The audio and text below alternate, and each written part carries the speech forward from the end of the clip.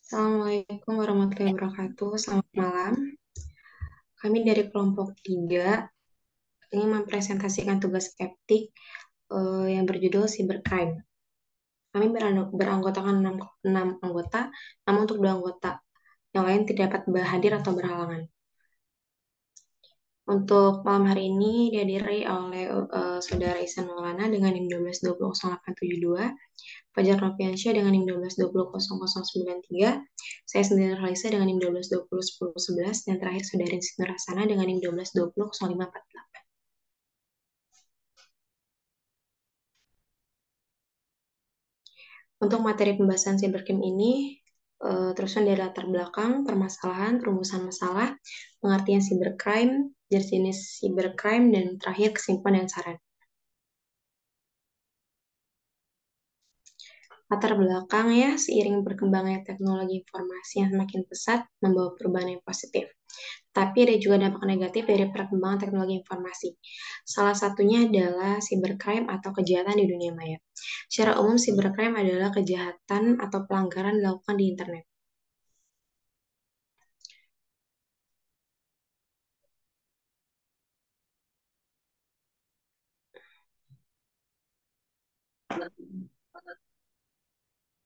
Ya, untuk rumusan masalah akan saya yang akan menjelaskannya dengan saya Ihsan Maulana. Di sini rumusan masalah terdiri dari 4, yaitu yang pertama bagaimana definisi cybercrime atau pengertian definisi cybercrime. Kedua, apa saja jenis-jenis cybercrime itu sendiri. Ketiga, bagaimana motif dan faktor cybercrime. Keempat, bagaimana cara menanggulangi cybercrime itu sendiri.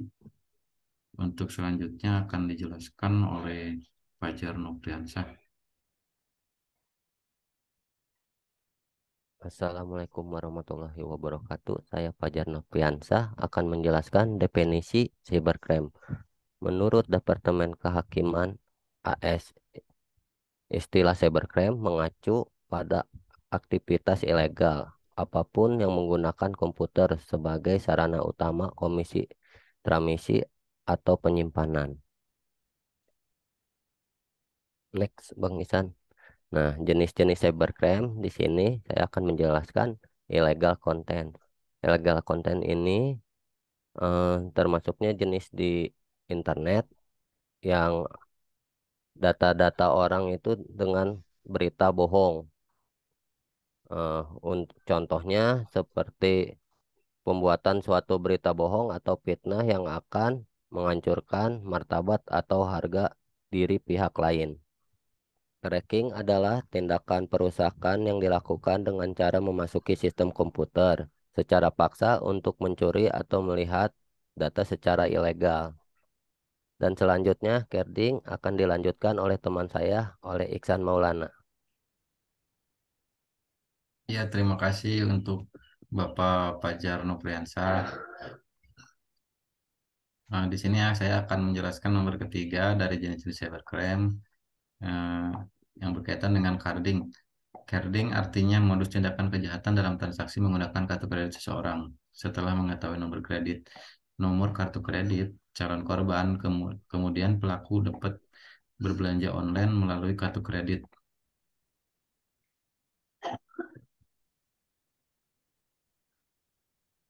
Tidak seperti penggunaan pada umumnya, carding berarti kartu kredit dipakai untuk tindakan kejahatan. Kata lainnya, para carder atau yang biasa disebut pelaku kejahatan carding berbelanja di online shop dengan menggunakan kartu kredit milik orang lain. Kartu kredit tersebut bersifat ilegal karena dimiliki orang lain.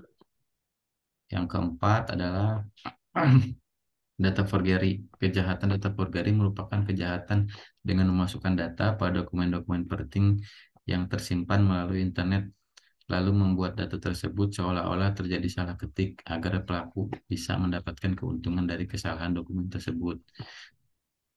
Contohnya, memasukkan alamat situs bank atau lembaga resmi. Misalkan situs bank itu diplesetin misalkan dari bca.com atau bca.co.id dijadikan bca1.com atau bca1.co.id, padahal kan yang resminya itu bca.com. Jadi untuk mengelabui si calon korban. Yang kelima itu berkaitan dengan phishing akan dijelaskan oleh Saudari Nur Kalisa. Terima kasih. Baik, terima kasih kepada Saudari Ihsan Maulana. Selanjutnya saya akan menjelaskan mengenai phishing. Phishing adalah upaya untuk mendapatkan informasi data seorang dengan teknik penggelabuan. Data yang menjadi sasaran phishing ini adalah data pribadi seperti nama, usia, serta alamat. Dan data akun seperti username dan password, lalu seperti data finansial seperti kartu kredit dan juga rekening. Selanjutnya di sini ada identity thief, yaitu pencurian identitas jenis artinya dengan peniru identitas, di mana seorang merasa tidak mampu menjadi dirinya sendiri sehingga dia merasa menjadi orang lain yang dia idolakan atau mencuri identitas orang lain untuk meraih keuntungan pribadi. Selanjutnya akan dijelaskan para saudara Nur Hasanah.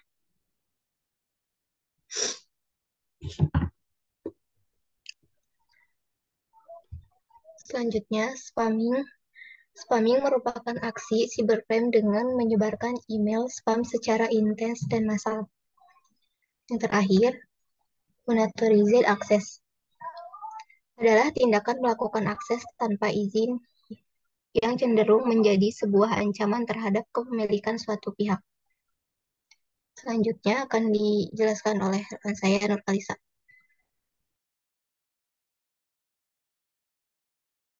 Ini lanjut lagi sama Nur Hasanah.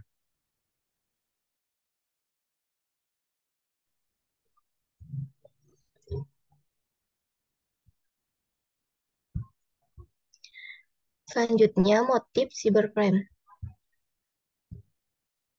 Yang pertama, motif intelektual yaitu kejahatan yang dilakukan hanya untuk kepuasan pribadi dan menunjukkan bahwa dirinya telah mampu untuk merekayasa dan mengimplementasikan bidang teknologi informasi.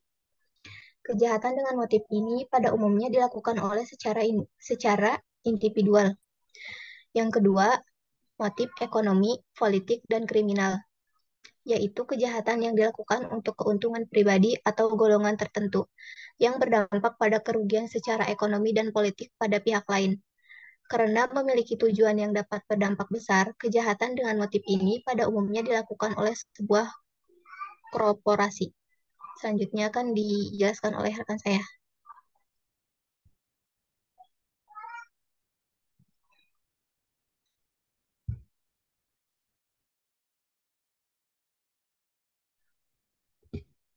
Cara menanggulangi cybercrime. Yang pertama, lindungi gadget, komputer, atau perangkat lain yang digunakan. Yang kedua, jangan gunakan software bajakan. Yang ketiga, pasang perangkat lunak keamanan yang up-to-date. Yang keempat, menggunakan data encryption. Dan yang terakhir, selalu memiliki sikap waspada.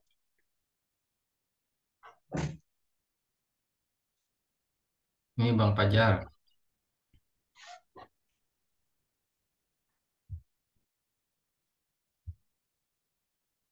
Mute-nya Bang, diaktifin dulu speakernya. Untuk kesimpulan dan penutupan berdasarkan data yang telah dibahas ini, maka dapat kami simpulkan bahwa cybercrime merupakan kejahatan yang timbul karena dampak negatif pemanfaatan teknologi internet. Cybercrime ini bukan hanya kejahatan terhadap komputer, tetapi juga kejahatan terhadap sistem jaringan komputer dan penggunanya. Next, Bang Isan. Untuk saran, oleh karena itu, dalam menanggulanginya dibutuhkan pengaturan hukum yang berkaitan dengan pemanfaatan teknologi tersebut. Selain itu juga diperlukan adanya kerjasama dengan lembaga khusus untuk memberikan informasi tentang cybercrime, melakukan sosialisasi secara insentif kepada masyarakat, serta melakukan riset-riset khusus dalam penanggulangan cybercrime. Dan selanjutnya saya serahkan kepada moderator.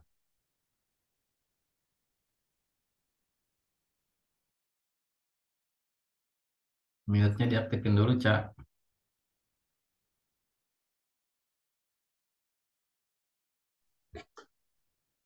Baik, terima kasih kepada Saudara Fajar Noviansyah. Sebelum saya menutup presentasi pada malam hari ini, Sebelumnya saya mohon maaf, kami mohon maaf apabila ada kesalahan kata serta tutur kata yang kami sampaikan. Wabillahi wassalamualaikum warahmatullahi wabarakatuh. Selamat malam. Assalamualaikum warahmatullahi wabarakatuh.